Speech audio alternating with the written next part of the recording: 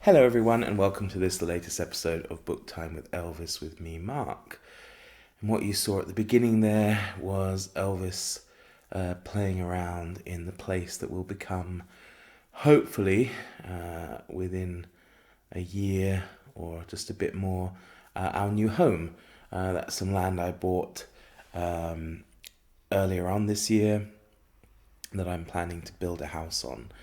I've signed the contract and everything with the building company, and now I just have to wait for all the permissions and everything to go before it gets started.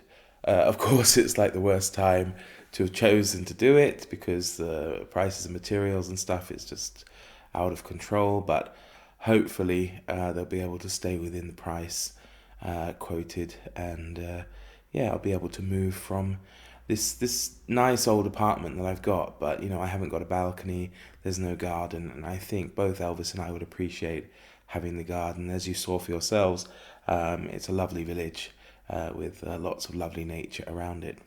So anyway, I just thought I'd have a bit of a chat this morning, talk about a couple of things I've listened to, as well as a book reunion or a book rehaul.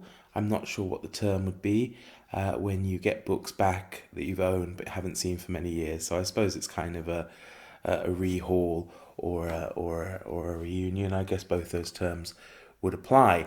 What have I been listening to? I forgot to mention yesterday. I've been listening to Andrew Roberts's book on Napoleon, the audiobook of that, and that's really good. It's very long. I mean, each chapter is about an hour, and I think it's 40 chapters, something like that. So it's taking time to get through, but it is very enjoyable listening to one or two chapters a day, either as I travel to and from work or when I'm lying in bed in the evening. The only problem is, because it's quite interesting, it does keep me up, so I often have to lay awake until it finishes. Although it doesn't always work out that way, and then I have to go back, of course, and try to find out where I was last conscious to start listening again. But it is excellent, and I knew nothing really about Napoleon apart from just the standard information that people know about him. Maybe a little bit more, but I didn't have any particular views on him, and I would say that's changed so far. I find him very, very interesting personality. He was an extreme micromanager. It's really amazing the level to which he micromanaged, right down to just getting involved in the lives of individual working people when he needed to, or getting involved with how many shoes the army's got and things like that. And it talks a lot about the Napoleonic code and the kind of continental economy thing he wanted going on. And it's interesting. I mean, he doesn't seem such a bad bloke, really. I guess because, I'm English, I kind of grew up looking at him as evil, not in the Hitler sense, but certainly he was he's a national bogeyman for England, isn't he? But listening to it, I don't know. I mean, he didn't really push his code and everything on every country that he occupied. He kind of took note of the situation in those countries, and he then decided whether it was appropriate enough to implement that. And in many respects, he was forward thinking, modernizing, and progressive, which was a positive thing when you looked at some of those countries. So, like, for example, he abolished, he had the Inquisition abolished in Spain, he had feudalism and things like that abolished in other parts of Europe. And he believed in equality before the law. It's really interesting. He certainly wasn't anything like I had imagined he was like. So it's been a revelation, definitely, and I would thoroughly recommend it. And it does work well as an audiobook. I mean, I think in some ways it works better because I can split it up into like these episodes rather than trawling through this huge thick book. So I would recommend that. Yeah, Napoleon by Andrew Roberts. Also, I listen to podcasts. I've been listening to one for a couple of years, pretty much I think since the pandemic started, from the BBC called You're Dead to Me. And it started out as a podcast that said it wanted to get people interested in history who didn't like history. They realised then a lot of people who did listen like history, which is why they listened, so they changed it and just said it making history more accessible. The presenter Greg Jenner, he's pretty good. He's behind the BBC Horrible History series, which is kind of a kids series to get them interested in history. And they put out some interesting episodes, even on quite obscure topics, such as there was one episode on the history of high-heeled shoes. There's been like the history of chocolate, I think, and this kind of thing. And I listened to a few of past episodes on the history of America. They did like 5 episodes dedicated to different parts of American history, and one of them about what happened immediately after the American Revolution was very interesting. How George Washington became president of the United States. I found that very interesting. The fact was that he was trusted because he didn't want the position, and I think in this world today, I don't want to get political on this channel, but I do worry that so many politicians take the job for the job for as a career move, as a way to enrich themselves rather than benefiting the people they work for. And I think that's wrong. And it was interesting that because Washington was reluctant to take it initially, or at least rather when he had won the War of I was going to say War of Independence, but I should call it the Revolutionary War. He resigned his position with the military, so he, rather than seizing power, he had given it up, and then of course he was offered the presidency as he was seen to be trustful. And I found that very interesting, and it was a very interesting episode. And what this podcast does is it takes a historian, a real professor or somebody like that from well-known institutions, and they kind of present and talk about the subject, and they do so with another guest who's usually who is a comedian of some sort. So there's jokes. Sometimes it can be a little bit silly, but generally I learn quite a lot. And one of the more interesting episodes I listened to recently was about Paul Robeson. I don't know how many of you know who he was. I did know him because he was a favorite of my grandmother's. He was an African American singer and actor in the early days of cinema. He was born in the last few years of the 19th century, and he was just an incredible person. I mean, he was one of, I think, 3 African American students at Rutgers University in the US. He was a varsity athlete for football and something else. He spoke fluent Latin. He went on to learn, I think, over 10 different languages. He got quite political and involved in communism. He spent a couple of years actually living in the Soviet Union, which gave him a lot of trouble when he was back in the States, especially during the McCarthy era, where he lost his passport for 10 years. But he was just a remarkable man, so much so that I downloaded his book, Here I Stand, which is kind of an autobiography, although a lot of it is about his political affiliations. And I look forward to reading that someday. Anyway, let's move on to this book haul or book rehaul, book reunion that I had. I've mentioned a few times on this channel that I had many more books back in England. Unfortunately, many of them had to be culled as my parents moved house. They downsized, and still a lot of books were left in storage. When my parents came to visit me last week, they were able to bring a few with them. So it's very exciting for me because I've been reunited with these books.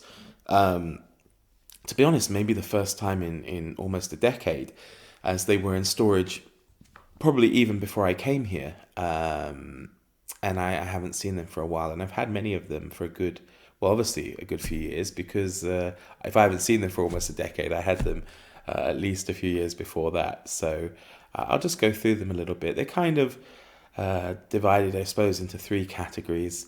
They're mostly to do with history, because it is something I do hint at on this channel. I don't go on about it all the time, but it is absolutely my favourite, one of my favourite things to read about. I love history, historical fiction, travel, biography, memoir, stuff like that. Although, having been on BookTube, I've been trying to read a lot more fiction, which has been interesting, definitely. So let's look at a few of them, a few of the ones I've got. Well, first off, actually, I had a series. They're not particularly special, not super old. I mean, they're probably about as old as I am.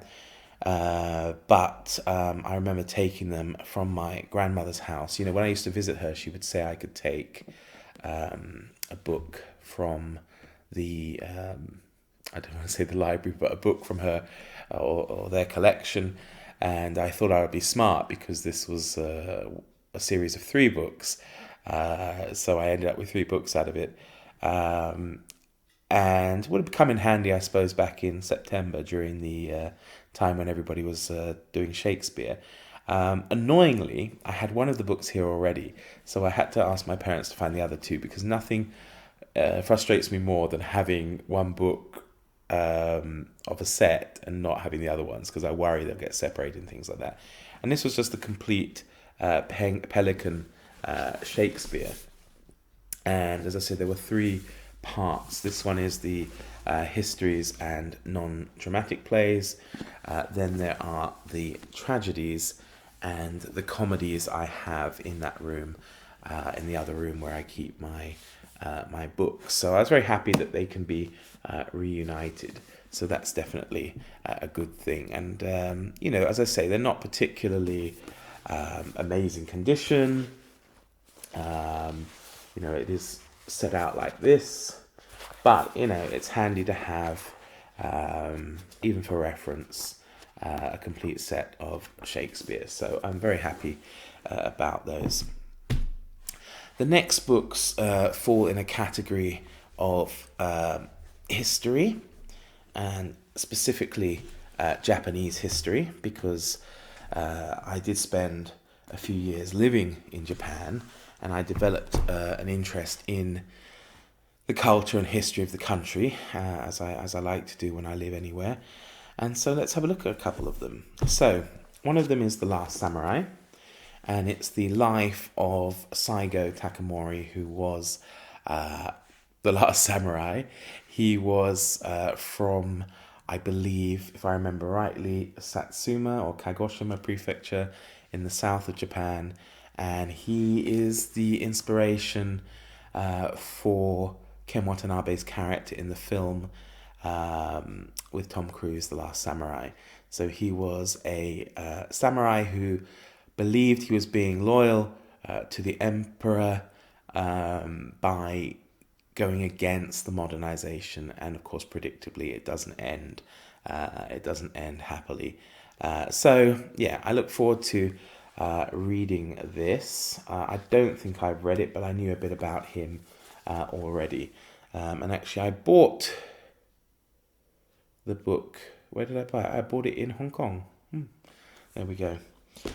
Another one I bought was like a repurchase, because I had a fantastic box set of these books that I'd bought in Japan, and unfortunately when I left I had to leave them behind because I didn't have space. I did ask a friend of mine, because I left some things in her mother's garage, whether she found them, but unfortunately she didn't. But then it would have cost probably quite a bit to have them sent from Japan, so I tried to hunt them down, and I wasn't able to get the same editions, but I did find them on eBay a few years ago, and I was happy to get that. And it's a 3-volume history of Japan by Sir George Sampson, and yeah, it starts off with a history of Japan up to 1334.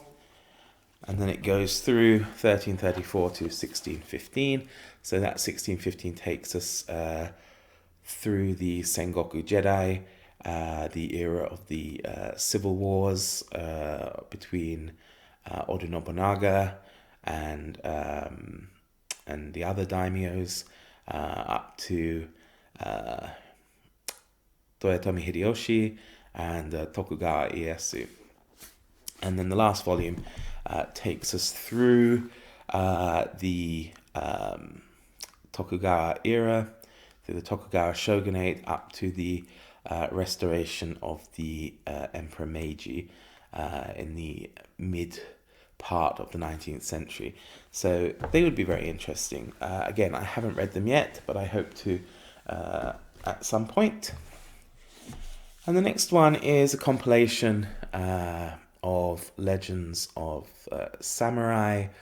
It's put together by Hiroaki Sato, and it is just a collection of different stories about well-known samurai, taken from other works of Japanese literature and legend. There's a couple of illustrations in here. And yeah, again, I think it looks interesting. I think it's the sort of book you would dip in and out of, rather than trying to read it from cover to cover. But hey, I may be wrong. Okay, a couple of random ones before we get into the next category. I have here Michael Ash's cartoon, The Ultimate Imperial Adventure. It's about the British campaign in Khartoum against the Mad Mahdi in the late 19th century. It will, of course, encompass the story of General Gordon of Khartoum, who is quite an amazing, if controversial, figure. And I bought it because I was interested in it, primarily because my great uncle spent a few years in Sudan in the 1930s when he was in the army, and we had some photographs of it, and we had some souvenirs that he had brought back commemorating the death of General Gordon, and it just became something I was interested in and wanted to read. Hadn't had the chance to read yet. Bear in mind, I haven't read most of these books, so it is kind of exciting getting them back. So there we go. Okay, this one's a little bit random. I bought it when I was at university, doing my postgraduate, doing my master's in political science, and I was visiting a second-hand antique bookshop in Edinburgh, near where I lived, and I thought it looked interesting. And it's by Giuseppe Boffa, and it's inside the Khrushchev era. And what I find interesting about it is because it is written during the Khrushchev era, as it was published in 1960. So I think that would be That would be an interesting read as a contemporary book, although, looking back on it, it would probably be a little bit outdated. But it's in good condition, and I'm happy to have it. Okay, the next three, they go to another thing that I was very interested in when I was a child. And I still am, and I'm very happy to get them because these books have sentimental value to me. And these are two books I've got. Hold them both up here, if you can see them. Brave Men's Blood, The Epic of the Zulu War, 1879, and Nothing Remains But to Fight, The Defence of Rorke's Drift, 1879. And these are books about the Zulu War, which took place, you guessed it, in 1879. And this one kind of covers the whole campaign, from the disaster at Isandlwana, where around 1,200 British soldiers were wiped out by, I think, about 24,000 Zulus. So, if you like, it is a British equivalent of the Little Bighorn, and it follows that disaster all the way through to the British victory at Ulundi and the kind of deconstruction of the Zulu nation, which all turned out to be for nothing. Originally started, I believe, over a railway and a route where the railway was going to go, and then of course in the end it didn't go that way. So yeah, but it's a lovely book. It's well researched. It's got loads of pictures, illustrations, etc. If you've seen the 1961 film of Zulu, this gentleman here is Michael Caine's character. So yeah, that's good. And this one follows the story that is laid out during that 1961 film, starring Stanley Baker and Michael Caine, and it's the defence of Rorke's Drift, which happened the day after that disaster I mentioned at Isandlwana, when around 100 or so British soldiers stationed at a supply depot / hospital were able to defeat a force of 4,000 Zulus, and I know 11 of them won the Victoria Cross, which is like the highest medal you can win in the British Army for valour, something like the Medal of Honor, I think, in the US Army. So yeah, and it all started when I was a little boy, and there was a mini-series on, when I was living in Bermuda, mini-series on American TV about this man, Shaka Zulu, and I was fascinated by it. And then I was fascinated by the Zulus, and I contracted chicken pox. And I remember my grandmother saying to me, there was a film a few years ago being 1961, about the Zulus, and we were able to find it in the local video shop, and I watched it a lot. I think I was the only person in Bermuda who took it out of the video shop, and I took it out several times. And the funny thing is, we left in 1991, and then my parents and my sister moved back there in 1997. I went to visit them at Christmas. I walked into that video shop and I rented the film Zulu, and the owner laughed because of course he remembered it, and he said, no one has rented it in the time that I had left and come back. So within those 5 years, the last person to rent it was me, and the first person to rent it again was again me. But anyway, this is a biography of Shaka Zulu by E.A. Ritter, and it's a great read. I really enjoyed it. I don't know how much of it is, there's a lot of myth and stuff surrounding Shaka and his birth and his childhood and his life. But Ritter did live in South Africa. He did talk to people who knew Shaka or knew people who knew Shaka. And he does tell a great story. And if anyone has any interest in this type of African history, then I would really recommend this as a good read. Very entertaining, very, very interesting. And as I say, it really does read like a great story.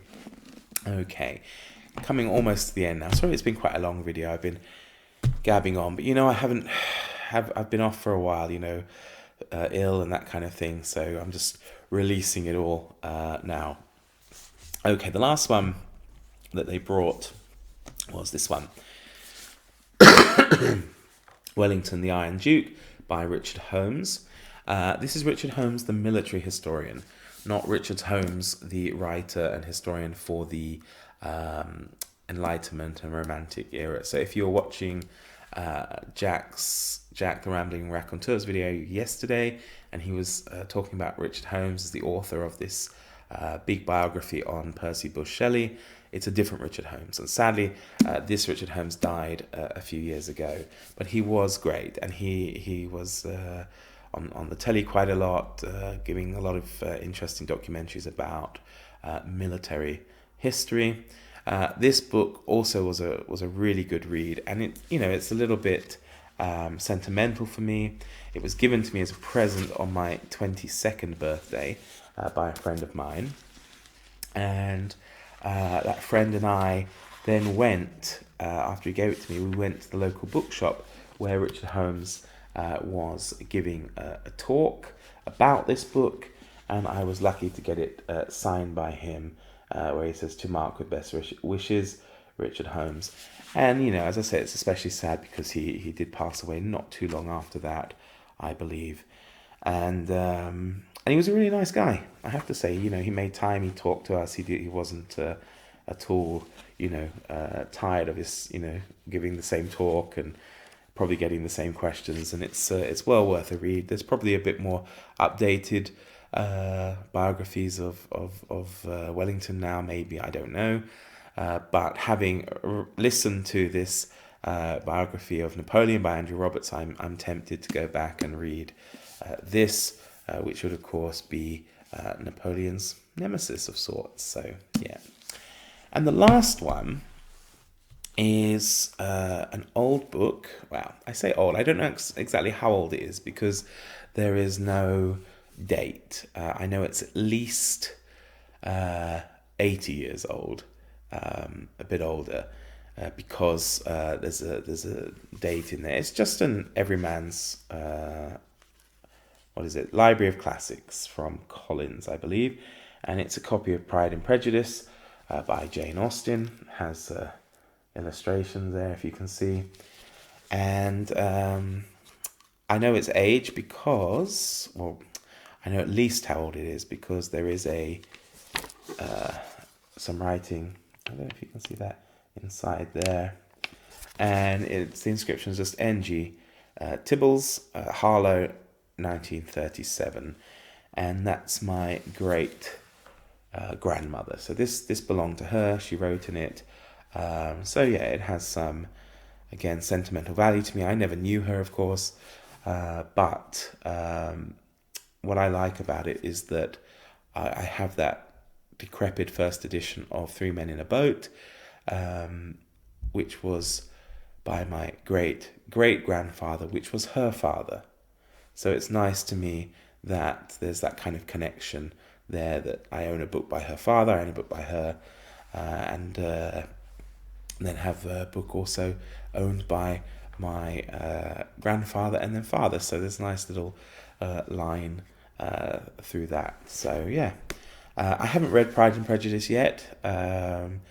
Anyone who watches this channel knows that Northanger Abbey was the first flirtation I had with Austen. Didn't work out particularly well, although I did enjoy what I read. But it has joined the ranks of books I want to finish this year as part of my December reading list, which unfortunately is growing quite a lot. Anyway, I've taken up far too much of your time, but I hope you found it a little bit interesting, and I look forward to seeing you all again soon. Take care, everybody. All the best. Bye.